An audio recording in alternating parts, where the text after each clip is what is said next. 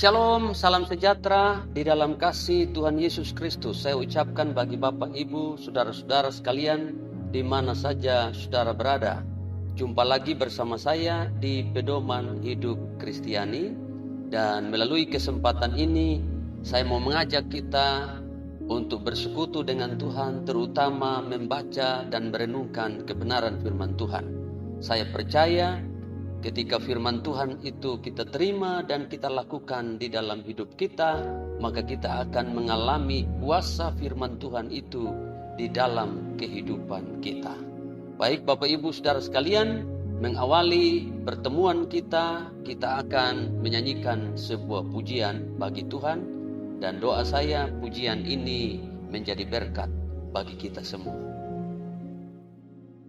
Mari sudah dikasih Tuhan, saja kita buka hati kita di hadapan Tuhan. Sambil nyanyikan ini kita sadari kita perlu Roh Kudus yang selalu memenuhi hidup kita.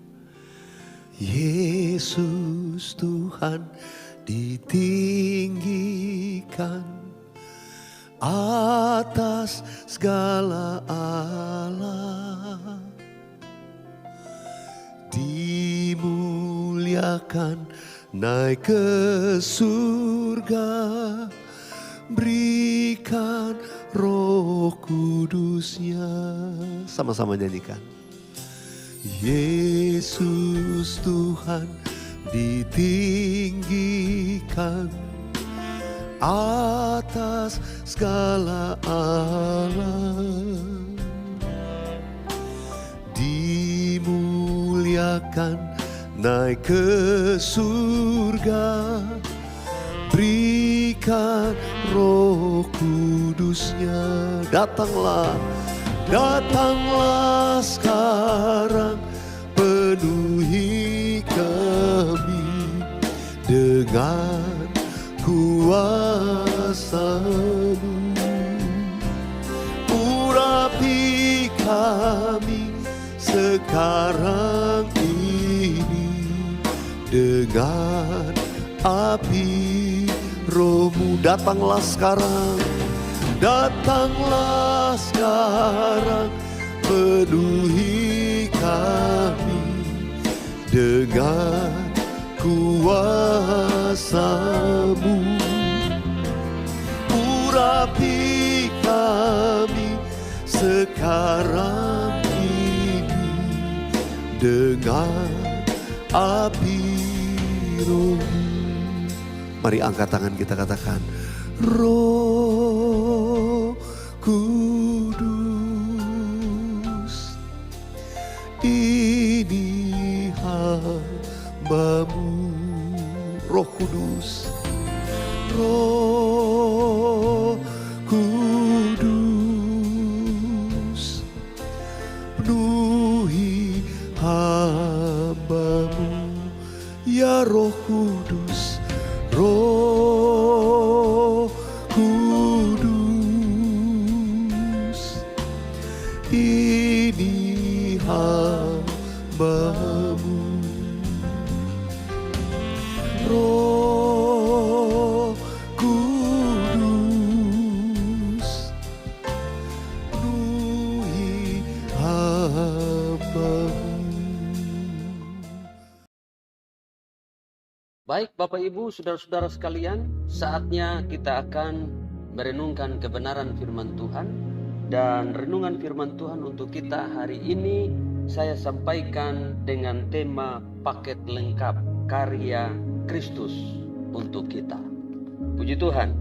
Nah, saudara-saudara sekalian, kita tahu bahwa Yesus Kristus adalah pemberian terbesar sorga bagi umat manusia. Itu sebabnya Yohanes 3 ayat 16 berkata, karena begitu besar kasih Allah akan dunia ini, sehingga Ia telah mengaruniakan anaknya yang tunggal, supaya setiap orang yang percaya kepadanya tidak binasa, melainkan beroleh hidup yang kekal. Saudara-saudara sekalian, kedatangan Yesus dan semua yang Ia lakukan adalah semata-mata untuk keselamatan umat manusia, terutama bagi yang percaya kepadanya. Karya keselamatan yang dikerjakan oleh Kristus tidak dilakukan dengan setengah-setengah, tetapi dilakukan dengan sempurna dan tuntas. Itu sebabnya kita menyebut karya Kristus sebagai paket lengkap. Nah, saudara-saudara, paket lengkap karya Kristus untuk kita ini dapat diringkas menjadi Yesus lahir untuk kita, Yesus mati untuk kita, Yesus bangkit untuk kita, Yesus naik ke sorga untuk kita, dan Yesus akan datang kembali untuk kita. Nah, saudara, paket lengkap karya Kristus dan dasar Alkitabiahnya akan saya sampaikan berikut ini, antara lain. Yang pertama, Yesus lahir untuk kita dengan dasar firman Tuhan. Minimal ada 2 ayat saja yang kita akan baca, yaitu Yesaya 9 ayat 5 dan Lukas pasal 2 ayat 11. Yesaya 9 ayat 5 berkata, "Sebab seorang anak telah lahir untuk kita, seorang putra telah diberikan untuk kita. Lambang pemerintahan ada di atas bahunya, dan namanya disebutkan orang, Penasehat Ajaib, Allah yang perkasa, Bapa yang kekal, Raja Damai." Sungguh luar biasa, bukan? Saudara-saudara sekalian, sebab seorang anak telah lahir untuk kita, untuk saudara, untuk saya, dan untuk semua orang yang percaya dan menyambutnya dalam hidup mereka. Seorang putra telah diberikan untuk kita. Jadi dari ayat ini kita tahu bahwa Yesus lahir untuk kita semua. Hal ini disampaikan juga oleh malaikat Tuhan ketika malaikat mendatangi para gembala saat kelahiran Yesus. Dalam Lukas 2 ayat 11, di sana dikatakan, "Hari ini telah lahir bagimu juru selamat, yaitu Kristus Tuhan di kota Daud." Telah lahir bagimu juru selamat. Bagimu, bagiku, dan bagi kita semua, Yesus lahir. Kemudian yang kedua, Yesus mati untuk kita. Ayat bacaan kita dalam Yohanes 3 ayat 16, di sana lebih dari sekedar Yesus lahir untuk kita. Ayat itu sebenarnya menjelaskan dengan kuat bagi kita bahwa Yesus yang diberikan Bapa buat kita, Dia diberikan untuk mati demi menebus dosa-dosa kita, supaya kita yang percaya kepada karya kematian Kristus, kita tidak binasa, melainkan memperoleh hidup yang kekal. Lalu 1 Yohanes pasal 3 ayat 16, di sana dikatakan, "Demikianlah kita ketahui kasih Kristus, yaitu bahwa Ia telah menyerahkan nyawanya untuk kita." Jadi untuk siapa Yesus menyerahkan nyawanya? Untuk siapa Yesus mati? Untuk siapa Yesus disalibkan? Untuk kita, untuk saudara, untuk saya, dan untuk semua orang yang percaya kepadanya. Lalu 1 Yohanes 4 ayat 10, Alkitab berkata, "Inilah kasih itu, bukan kita yang telah mengasihi Allah, tetapi Allah yang telah mengasihi kita dan yang telah mengutus anaknya sebagai pendamaian bagi dosa-dosa kita." Jadi jelas di sini bahwa Yesus Kristus datang untuk mati bagi kita, mati untuk mendamaikan kita dengan Allah, mati sebagai pendamaian bagi dosa-dosa kita. Yang ketiga, Yesus bangkit bagi kita.